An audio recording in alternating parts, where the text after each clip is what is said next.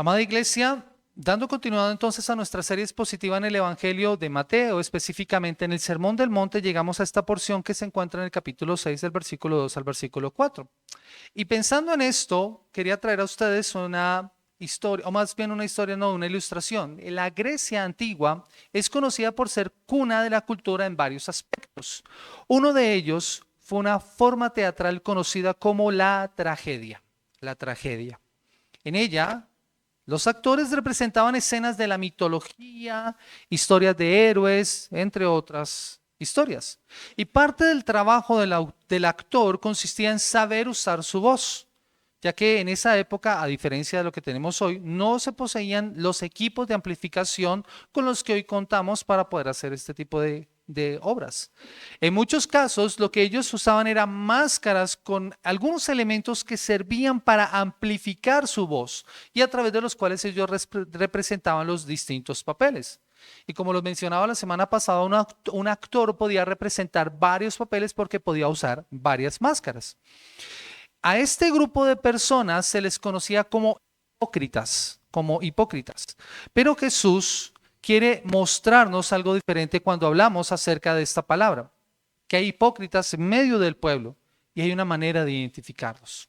No son actores en una obra de teatro, sino que han vuelto ciertas prácticas una actuación para ser vista.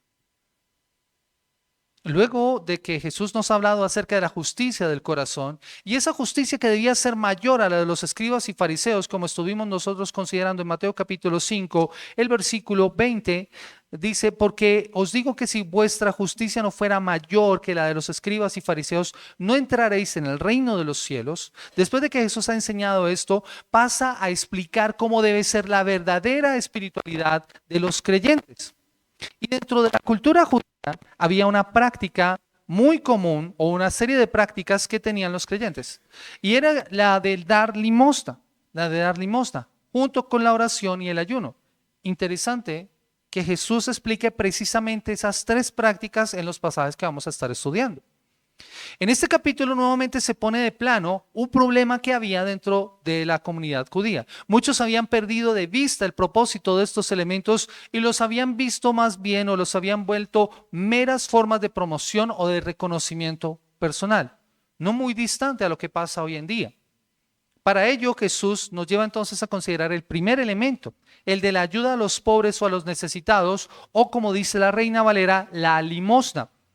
El tema del pasaje es entonces, el creyente no debe dar ayuda esperando que otros lo vean, sino que sea visto por Dios. Y voy a mencionar esto porque ese es el tema central del pasaje. El creyente no debe dar ayuda esperando que otros lo vean, sino para ser visto por Dios.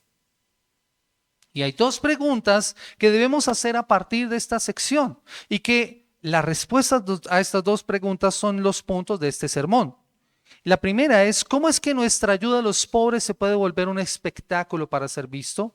Y no solo es nuestra ayuda a los pobres, sino aún nuestro dar puede ser vuelto un espectáculo para ser visto.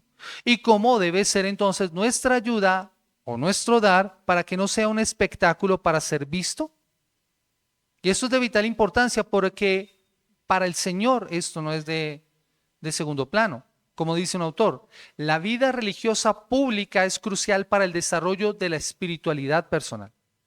Dicho de otra manera, la forma en cómo yo vivo públicamente mi fe representa cómo estoy viviendo mi fe de manera individual, mi espiritualidad de manera personal. Y el autor continúa diciendo esto, porque es aquí donde el pueblo de Dios se reúne para adorar, ser instruido en las Escrituras y estimularse mutuamente a la devoción personal. Con estas dos preguntas en mente, vamos a abordar este pasaje. Y mi intención es que comprendamos que somos llamados a dar para honrar a Dios y glorificarlo y no para ser vistos y alabados por los demás. Por eso este sermón lleva por título, Cuidado de dar como un espectáculo. Cuidado de dar por espectáculo. Veamos entonces la primera pregunta. ¿Y cómo es que nuestra ayuda a los pobres puede volverse un espectáculo para ser visto? Y la respuesta a esa pregunta la encontramos en el versículo 2 de Mateo capítulo 6. Cuando pues des limosna, no hagas tocar trompeta delante de ti, como hacen los hipócritas en las sinagogas y en las calles para ser alabados por los hombres. De cierto os digo que ya tienen su recompensa. Entonces la respuesta a esta pregunta es cuando se hace para ser visto por otros. El pasaje inicia con una afirmación. Cuando des limosna, no es una condición, no es una condición. Si das limosna. El pasaje es claro, Jesús está diciendo qué es lo que debemos hacer cuando demos limosna. Esto era algo que se suponía que los judíos tenían muy claro porque en la ley se establecía la ayuda a los pobres que era responsabilidad del pueblo. Y máxime en una cultura como la romana en donde los pobres no tenían lo que hoy día tenemos, que es la asistencia social o la asistencia que da el gobierno. En esa época los responsables era el mismo pueblo, lo que daba el pueblo. Y hay varios pasajes en el Antiguo Testamento que nos hablan acerca de esto. Levítico capítulo 25, el versículo 35. Levítico 25, 35 dice, y cuando tu hermano empobreciere y se acogiere a ti, tú lo ampararás como a forastero y a extranjero vivirá contigo. ¿Cuál era la intención de ese mandato? Era que el pueblo tenía que hacerse responsable de aquellos que estaban pasando en dificultad o en una situación de empobrecimiento, que no podían subsistir por sus propios medios. ¿Quiénes eran los responsables de ampararlo, de acogerlo?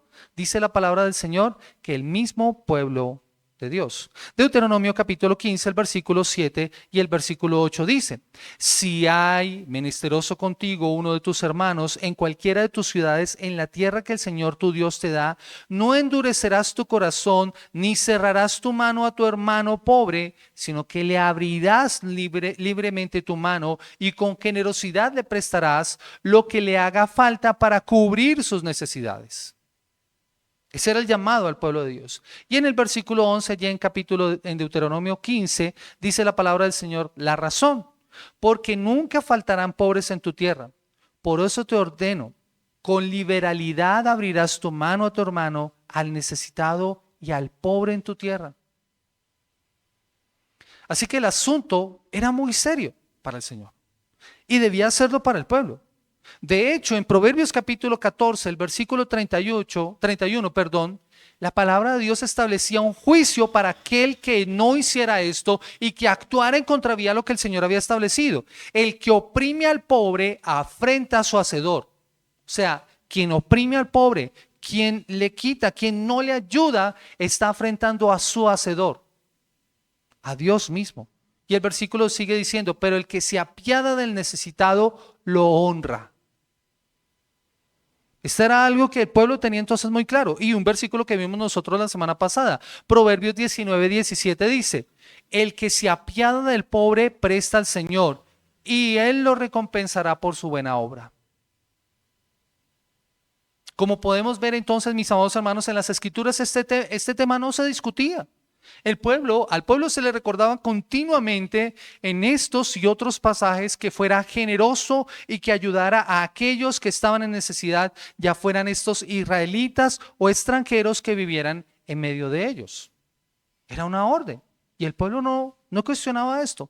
Pero también es importante hacer una aclaración, porque dentro de nuestra cultura nosotros hemos asumido mal el tema de la limosna.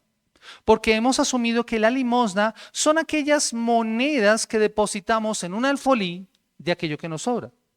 O la ofrenda que se deposita y que ha separado a lo largo de la semana, como bien lo señalaba Diego, como una forma de adorar al Señor. Así que podemos aplicar este dar de esta manera, pero no era solamente el dinero. También era alimento o ropa que se pudiera dar a aquella persona que tuviera necesidad. Era alivio, cualquier acto de misericordia a los pobres o a otros que están en necesidad que podía incluir dinero, comida o ropa. En este orden de ideas, la limosna era el complemento a esa piedad y a ese temor que debíamos tener por Dios o que debemos tener por Dios, que caracteriza al justo, lo que dice la palabra del Señor en Salmo capítulo el 112, versículo 9. Reparte, da a los pobres, su justicia permanece para siempre, su poder será exaltado en gloria. ¿De quién está hablando el capítulo 112? De un hombre justo que busca agradar a Dios. ¿Y cómo glorifica a Dios? Cuando da a los pobres, cuando reparte con generosidad. El actuar así se supone que tendría una recompensa, como lo vemos nosotros en Proverbios 19:17. Prestarle a Dios y Él va a devolver. Y sobre todo, en el Talmud, que era una explicación a la ley judía, se estaba estableciendo un principio sobre los cuales los judíos eran muy activos. El que da limosna en secreto es mayor a nuestro maestro Moisés. Ahora, noten la implicación de estas palabras que está diciendo la Talmud. Estaba colocando a aquel que daba al pobre mayor que Moisés, y Moisés era el más grande maestro que había tenido Israel. Así que para ellos esto era algo muy importante. Y todo esto es bueno, como lo expresa la ley. Pero como todas nuestras acciones pueden ser manchadas por el pecado, de ahí que la advertencia de Jesús sea en relación a lo que viene a continuación. Porque no era el dar la limosna, era la forma en cómo se daba. Era la motivación con la que se daba. Por eso dice el versículo: cuando des limosna, no hagas tocar trompeta delante de ti, como hacen los hipócritas en las sinagogas y en las calles para ser alabados de los hombres. De cierto os digo que ya tienen su recompensa. Así que la intención o la forma de hacerlo no era solamente dando la ofrenda, no había que hacer tocar trompeta. Jesús usaba aquí una ironía para mostrar ese pequeño ritual que algunos hombres tenían. Algunos piensan que esto era literal, o sea que si había personas que hacían tocar trompeta para hacer que estaban dando. Otros dicen que más bien era una simbología, era una ilustración de lo que quería hacer, como si estuvieran indicando algo para llamar la atención. Parece ser que algunos contrataban personas que hacían sonar la trompeta, tal vez con la excusa de querer atraer la atención de los pobres. Sería como si en nuestra época nosotros pasáramos con un megáfono por las calles y dijéramos a las personas: en tal parte vamos a repartir dinero a las personas que tienen necesidad, o vamos a dar mercado para las personas que tienen necesidad. Eso equivaldría a esto. Otra explicación es que en Israel, en el templo, se hacían sonar trompetas para que la gente acudiera para anuncios o para recoger alguna ayuda especial en alguna situación particular. Otra forma de verlo es la forma en cómo se hacían las arcas en esa época. En esa época las arcas no solamente era el cajón, sino que tenían unos conos en forma de trompeta sobre que las personas depositaban. Eran como unos embudos grandes sobre los cuales las personas depositaban allí sus ofrendas, que de hecho eran de un material metálico, y por eso cuando caían las monedas sonaban. ¿Recuerdan la historia de Jesús cuando dice que la viuda pobre dio más que todos? Muy seguramente esas personas lo que hacían era pasar hacia donde estaba el arca y dejar caer las monedas de tal manera que produjeran un gran sonido. No habían billetes en esa época, exactamente, sonaban monedas.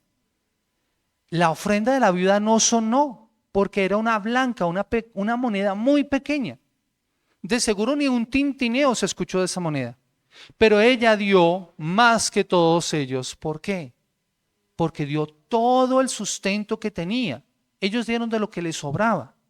Pero además seguramente fue su arrogancia y la forma en cómo lo hicieron lo que también pudo haber molestado al Señor.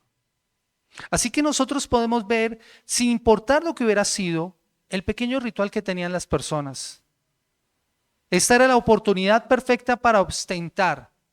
¿Qué tan bueno soy yo? Suenan entonces las trompetas en el templo y voy corriendo, cierro mi negocio y me apresuro a ayudar, y todo el mundo sabe para dónde voy. Y la forma en cómo lo hago llama la atención de los que me observan. Ah, miren qué hombre tan bueno, escuchó el sonido de la trompeta y va a dar ayuda. Seguramente los pobres también lo vieron y entonces salieron corriendo para recibir ayuda. O alguien anuncia que una persona con recursos va camino al templo y siempre que lo hace da una limosna. De hecho, nosotros encontramos en la historia bíblica que habían varias personas que se hacían en la puerta de las ciudades o en la puerta del templo para esperar ayuda. ¿Recuerdan? Varios lisiados, ciegos. Jesús se encontró con varios de ellos y lo que esperaban era recibir una ayuda. Sin importar la forma en la que esto fuera hecho, era un error la forma y la motivación con la que se hacía. Charles Spurgeon decía: estar con la moneda en la mano y con la trompeta en la otra es el gesto de la hipocresía. Jesús señala aquí las motivaciones reales de los que actúan así, porque era más la gloria de los hombres que la honra y la gloria de Dios. Por eso Jesús los llama hipócritas. ¿Por qué son hipócritas? Porque han hecho de su fe un espectáculo para ser visto. Porque su dar se ha vuelto una forma en que reciben la alabanza y el reconocimiento. En las obras de teatro, cuando una persona ha hecho una actuación espectacular, ¿qué es lo que nosotros hacemos? Aplaudimos. Esa es la recompensa que estos hombres han esperado. Yo no creo un actor que se pare en un teatro, haga una excelente representación y no espere el aplauso y el reconocimiento de las personas. De hecho, en algunas ocasiones, lo que se le lleva son flores, una ofrenda floral, para felicitarlos por el buen espectáculo que han dado. Mis amados hermanos, en la vida cristiana hay cosas que nosotros podemos volver un espectáculo, pero que va en contravía de lo que el Señor nos declara en su palabra que nosotros debemos hacer y debemos vivir. Y aquí es cuando nosotros tenemos que revisar nuestras motivaciones, porque el hipócrita es una persona que trata el mundo como un escenario en el cual desempeña un papel, haciendo a un lado su verdadera identidad y asumiendo una falsa. Muchas personas pueden disfrazar su espiritualidad, pero vivir de una forma hipócrita. Y ya no es el mismo, sino un disfraz por medio del cual personifica a alguien distinto porque lleva una máscara. Y el Señor nos dice que nosotros tenemos que quitarnos esas máscaras y mostrarnos tal cual somos. En el teatro, mis amados hermanos, no hay engaño. Una persona está personificando un papel que se le ha dado para que lo haga. Pero en la vida cristiana esto no es correcto. No somos llamados a desempeñar un papel. No somos llamados a hacer de nuestro dar un espectáculo. Somos llamados a vivir la vida cristiana de manera sencilla y honesta. El problema, mis amados hermanos, del hipócrita religioso es que se engaña a sí mismo y engaña a otros. Finge. Es una persona, no es una persona real, es un papel que está representando, una máscara, un disfraz. Toma alguna práctica religiosa genuina y la convierte en algo que no debería ser, algo que es ficción, que es pura muestra teatral, buscando solo el aplauso. Es una persona que en lo exterior parece justa, porque está haciendo algo bueno, pero que lo hace con los motivos equivocados y con un corazón engañoso. Y en muchos casos, mis amados hermanos, el gran problema del hipócrita espiritual es que no se da cuenta de su engaño, no lo puede ver, porque el aplauso de la gente no le permite ver su condición. Y eso lo lleva inclusive a juzgarse como superior a otras personas. Y lo que les digo, no solamente podemos limitarlo al dar a aquellas personas que están en necesidad, sino a todas las cosas que nosotros damos. Yo estuve pensando, mis amados hermanos, y la palabra del Señor nos llama a que traigamos todos los diezmos al alfolí. Y nosotros tenemos un momento particular en que debemos hacerlos. ¿Estamos siendo hipócritas? No, porque lo estamos haciendo con la intención de honrar al Señor. ¿Cuándo se volvería hipocresía? Cuando yo quiero mostrar cuánto estoy dando. Que se me tenga en cuenta de esto. Miren, tristemente hay muchas iglesias y hay muchos creyentes que usan su dar como una forma de manipulación. Es decir, si el pastor no hace lo que yo quiero, yo voy a retener mi ofrenda. Lo escuchábamos esta semana en una enseñanza del hermano Juan Manuel Vázquez, me impactó muchísimo porque él decía, nosotros podemos hacer llenar la iglesia. Hay formas de hacerlo. Y tal vez ablandemos el mensaje, no hablemos de pecado, no hablemos de estas cosas para que la gente se sienta bien. Porque muy seguramente hay personas que se han ido o no están dando porque el mensaje ha sido muy duro. Entonces esas personas están diciendo no voy a dar hasta que el pastor ablande el mensaje. O inclusive hipócritas religiosos, hermanos, entre las iglesias que con tal de que no se les juzgue una condición de pecado en su vida, dan grandes sumas de dinero para que no se les juzgue. Al hermano no se le puede decir nada, porque es el que más aporta. Y es que si le decimos algo, de pronto el hermano se va y entonces ya no vamos a recibir su ofrenda. No, mis amados hermanos, eso es hipocresía espiritual. Eso es dar por espectáculo. Y el Señor está en contra de eso. Nosotros debemos tener claridad por qué estamos haciendo lo que hacemos. Y no debemos dejarnos engañar. Porque estas personas buscan el reconocimiento de las personas para ser alabados por los hombres, dice en el pasaje, para que les rindan homenaje. Así llama la atención sobre sus actos de caridad y se hable bien de ellos. Miren tan bueno que es el hermano. Una persona así no percibe su pecado y su corazón se infla de orgullo y arrogancia. Y los pobres no se quejan porque se sienten apreciados y agradecidos, lo que en ocasiones va a contribuir al autoengaño de la persona. Y todos sabemos que dar es bueno. De hecho, a los incrédulos en ocasiones son más generosos que muchos de nosotros como creyentes. ¿Sí se da cuenta de eso? Hay personas en la calle, no creyentes, que son más generosos que nosotros, que ayudan más. Grandes obras sociales son hechas por personas que no son creyentes. Pero es claro, mis amados hermanos, como dice un autor también, es claro que el hombre totalmente depravado pudiera ser muy religioso y filantrópico, o sea, muy generoso. Puede dar, puede orar, puede dar limosna, puede ayudar ayunar como Jesús enseñó, pero toda su religión es rebelión contra los mandamientos de su creador, si no provienen de un corazón como el del niño, confiado en la libre gracia de Dios. La religión es una de las principales formas en la que el hombre usa para ocultar su indisposición de abandonar su autodependencia y depositar todas sus esperanzas en la inmerecida misericordia de Dios. Como lo veíamos la semana pasada, ese es un amontonar de cenizas que nada honra a Dios. El problema que plantea Jesús no es solamente es el del uso de su espiritualidad como una plataforma. De allí que las buenas obras o las obras de caridad no deben ser llevadas a cabo con motivos incorrectos. Y por eso las actividades religiosas, incluso aquellas que son dirigidas a bendecir a otras personas, tienen solamente un verdadero valor espiritual y una recompensa si se hacen para la gloria de Dios, no para el reconocimiento de las personas. Y por eso dice que cuando ellos hacen esto, esperando el aplauso de las personas y lo reciben, ya tuvieron su recompensa. La palabra que usa Jesús acá para recompensa es la misma palabra que se usa para un pago total de algo, como el sueldo, que tú lo recibes en 2 contados, cuentas tú y cuento yo. Es el pago total que se da por algo. Es una transacción comercial ya concluida. Es un pago recibido completamente al que no se le debe dar nada más. Un pago en un solo contado. Aquel que ayuda y da queriendo recibir el aplauso de la gente, ya obtuvo su recompensa. No puede esperar nada más. Jesús advierte a sus discípulos que la obediencia en el ámbito público no garantiza recompensa de Dios, porque siempre hay que considerar las motivaciones del corazón.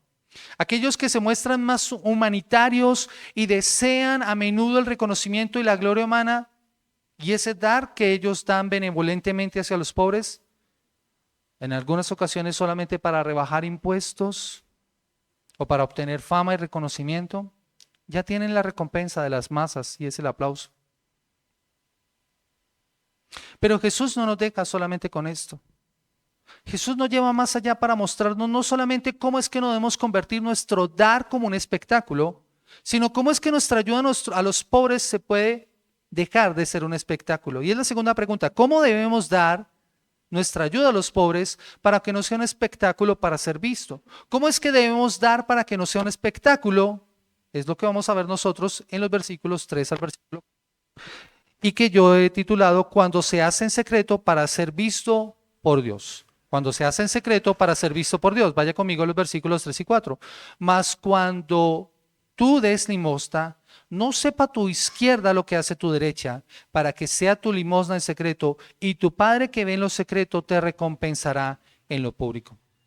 Aquí lo que encontramos en esta parte es un contraste. Por eso es que nos dice, mas cuando tú des limosna. Es un contraste para los creyentes, para los oyentes, en lo que se le está pidiendo al discípulo que haga. Los discípulos hacen lo opuesto a lo que hacen los hipócritas y mantienen en secreto sus actos de piedad. No lo hacen para ser vistos, no lo hacen para ser reconocidos. Para ello Jesús utiliza una metáfora. ¿Cuál es la metáfora que Jesús está usando? La metáfora que Jesús está usando es que tu mano izquierda no sepa lo que hace tu derecha. ¿Y qué significa esto? Muchas personas lo asumíamos, y debo reconocerlo, de manera literal. ¿Cómo lo hacía yo? Oraba tomando mi ofrenda en la mano izquierda y luego la pasaba a la derecha para depositarla en el alfolí. Mis amados hermanos, es un error.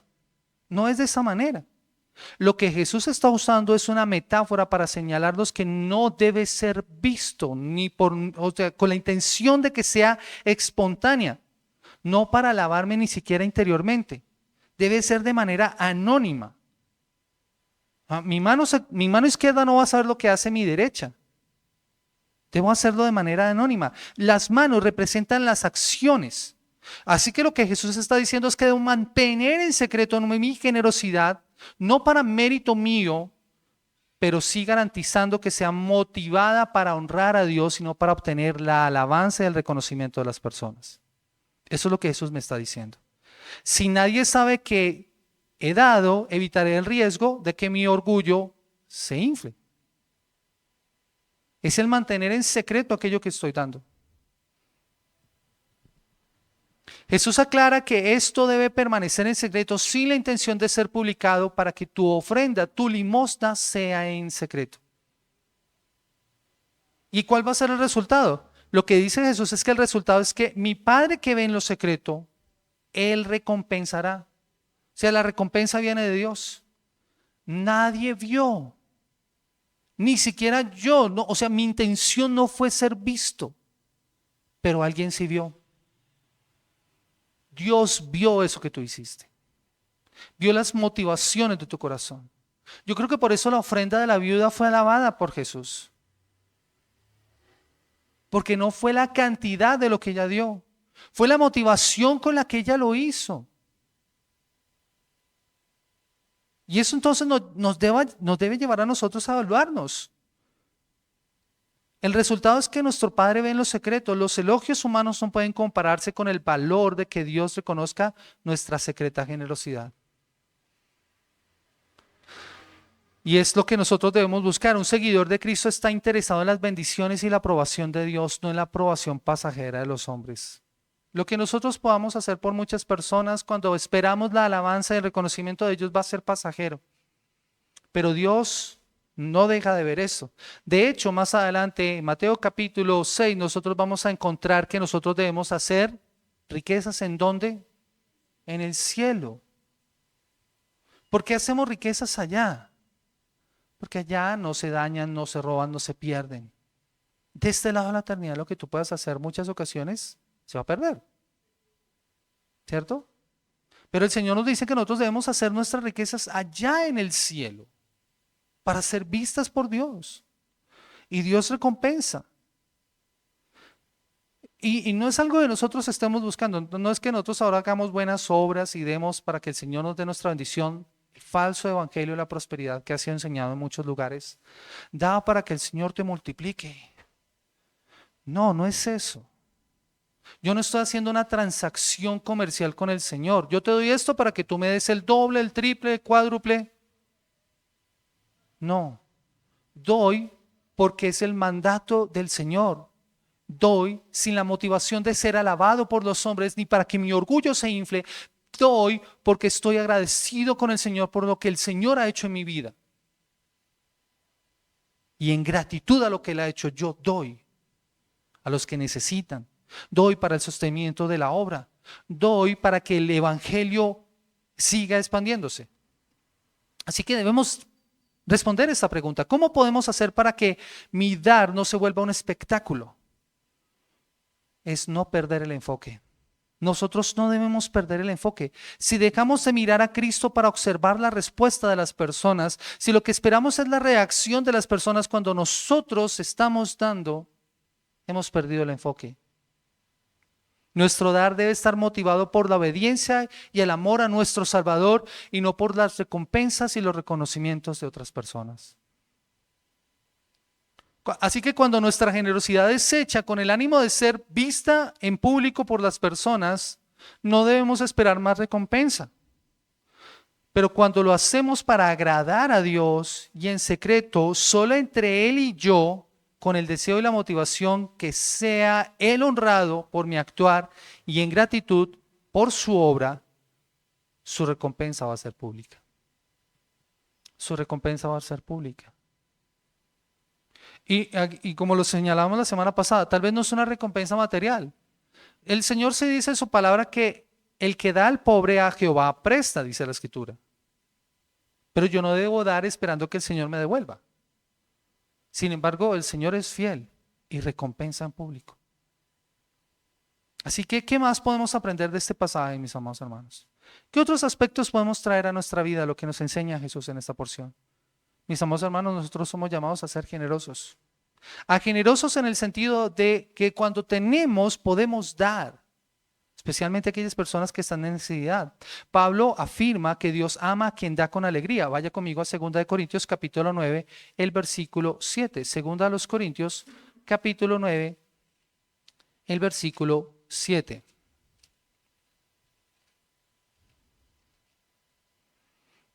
Dice, cada uno de como propuso en su corazón, no con tristeza ni por necesidad, porque Dios ama al dador alegre. ¿Cómo debemos dar nosotros? ¿Con tristeza o por necesidad? No.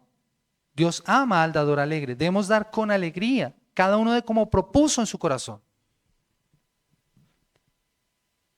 Los primeros cristianos se distinguieron precisamente por sus buenas obras, inclusive por aquellas ayudas que daban a otros. En Hechos capítulo 9, el versículo 36 se nos habla que en una ciudad llamada Jope había una discípula que se llamaba Tabita o Dorcas.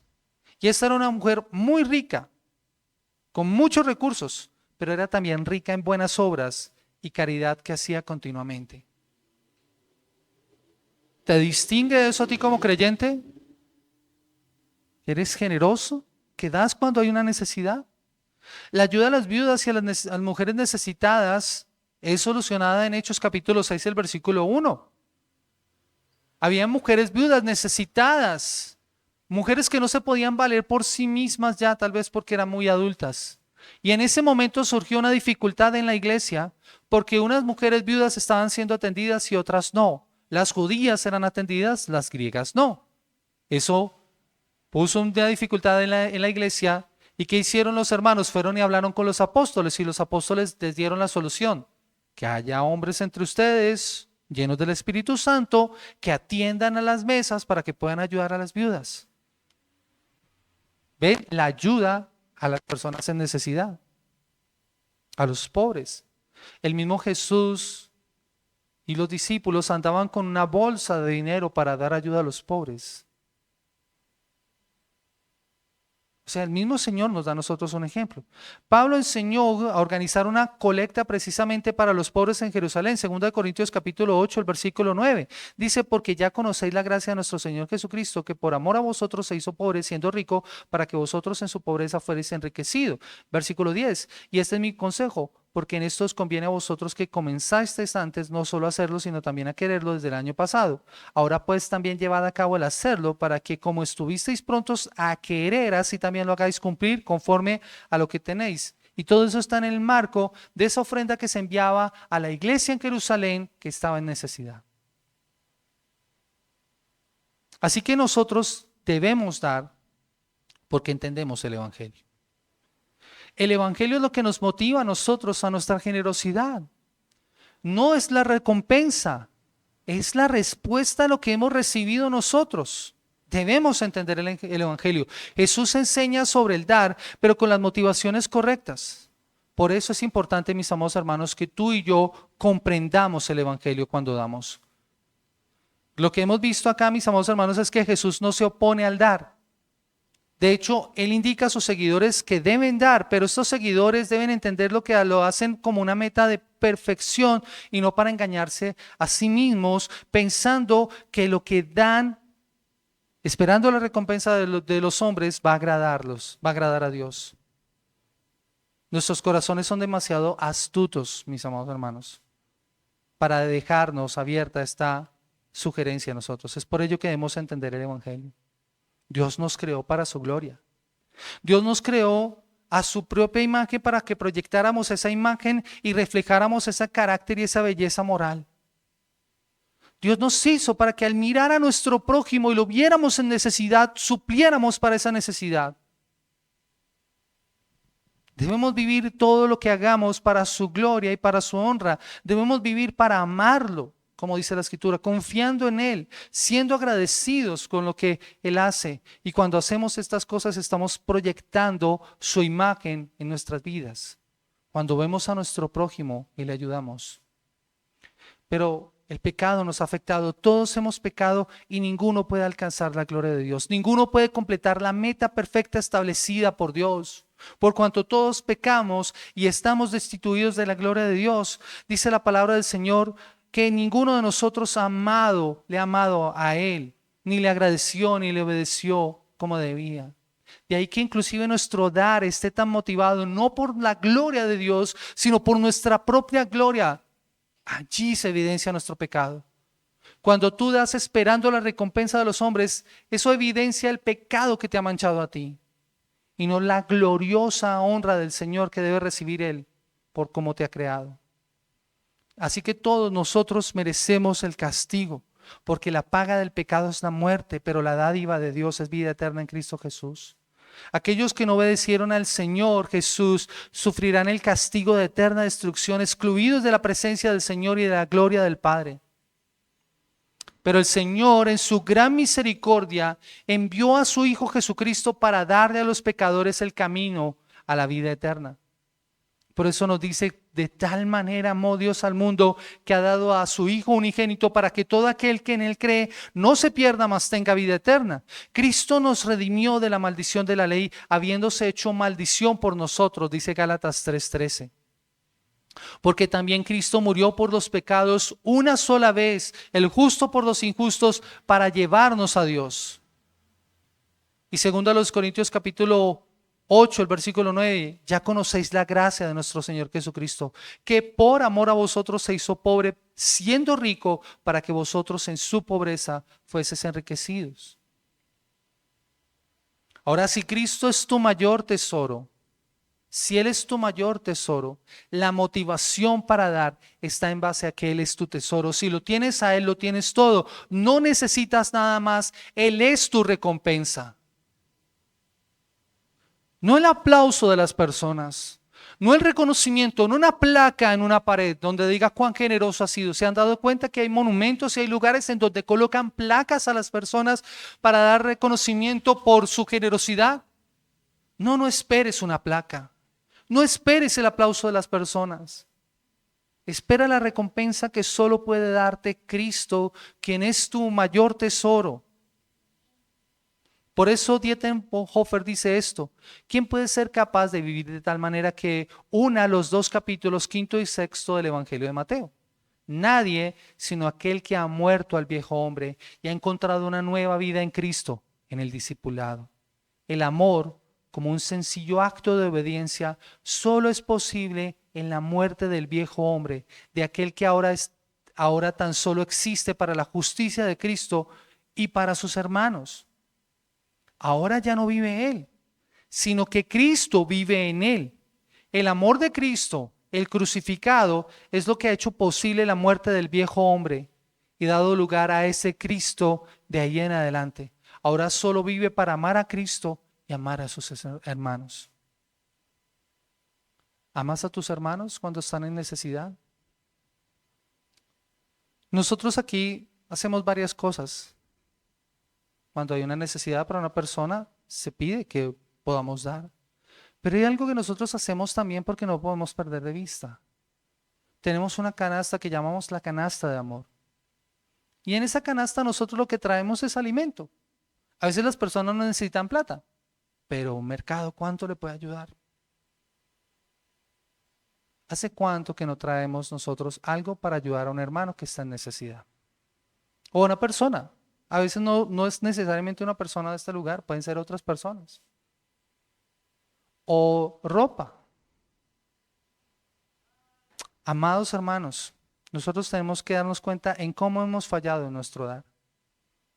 Porque lo hemos hecho con las motivaciones inadecuadas o simplemente no hemos dado. Porque ese es el otro extremo. A veces teniendo, no damos. Pero la palabra del Señor nos dice que nosotros debemos dar a todo, a todas las... Miren lo que dice Gálatas capítulo 6, el versículo 10. Gálatas capítulo 6, el versículo 10. Así que según tengamos oportunidad, hagamos bien a todos y mayormente a quienes, a los de la familia de la fe. Debemos dar a todos, mayormente a los de la familia de la fe. Debemos dar regularmente para el sostenimiento de la obra en la iglesia local, pero también debemos hacerlo directamente a los que están en necesidad y cuando tengamos oportunidad. Que el Señor nos ayude. Con todo lo anterior, mis amados hermanos, debemos reconsiderar las motivaciones de nuestro corazón cuando damos. Que la alabanza y el reconocimiento que busquemos sea no el de los hombres, sino el del Señor que recompensa en público, y que nuestro dar sea cuidando de no ser por espectáculo. Que el Señor nos ayude. Vamos a orar. Señor amado y Padre, precioso Rey, en el poderoso nombre de Cristo Jesús queremos darte gracias. Gracias porque nos llamas a entender por qué y cómo debemos dar. Hay personas necesitadas entre nosotros, hay personas que necesitan de la ayuda y nosotros podríamos darlo y a veces no lo hemos hecho. O tal vez cuando lo hemos hecho con la motivación inadecuada, no dándote la gloria a ti y el reconocimiento a ti, sino buscando el aplauso y el reconocimiento de las personas que nos vean a nosotros. Perdónanos, Padre, porque la motivación ha sido la motivación incorrecta. Dios de gloria y majestad, entregamos nuestras vidas en tus manos y te pedimos perdón, Señor, por todas las veces en las que nuestro dar no ha sido motivado de la manera correcta, porque nuestro necio corazón nos ha engañado y porque no hemos actuado de acuerdo a tu voluntad, Señor. Guíanos, oh Dios de la gloria, y perdona nuestra pecaminosidad, Señor, con la que hemos actuado, Señor. En obediencia a ti, Señor, nos rendimos y pedimos que nos guíes, Señor, de tal manera en que no busquemos el ser visto por los hombres, sino en honrarte a ti y darte a ti la gloria y la honra. Bendice a esta iglesia, Señor, a cada uno de mis hermanos y hermanas en Cristo que con su generosidad han ayudado para que la obra continúe y que lo han hecho, Señor, con una motivación y con un corazón correcto, Señor. Síguenos ayudando, Señor, para que la motivación para el dar sea lo que tú estableces en tu palabra, Señor. A ti te damos toda la gloria, a ti te damos toda la honra, a ti te damos toda la alabanza, precioso Rey. En el poderoso nombre de Cristo Jesús te alabamos. Amén.